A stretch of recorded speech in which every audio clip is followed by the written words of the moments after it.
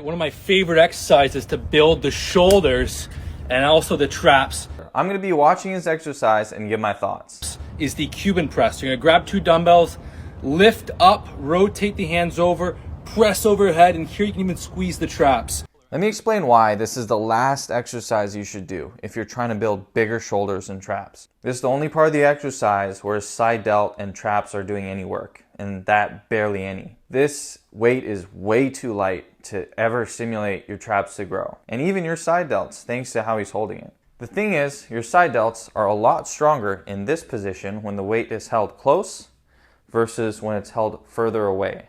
When you're doing this motion with 20 pounds, that weight is just going to be too light, it's going to be too easy to actually stimulate any growth. Now you might think, oh, let's just increase the weight.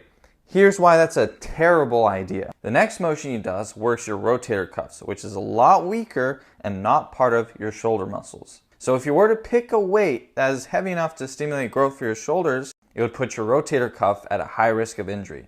You can already see why it's bad so far, but it doesn't end here. He finally completes the rep doing a shoulder press. Now, like I said earlier, because your rotator cuff is a limiting factor, this weight is still too light to stimulate any growth in your front delt. So what the actual fuck are we stimulating here? Your patience and your rotator cuff. That's what this exercise is actually good for. I only share advice that's proven to work, so you might want to follow me.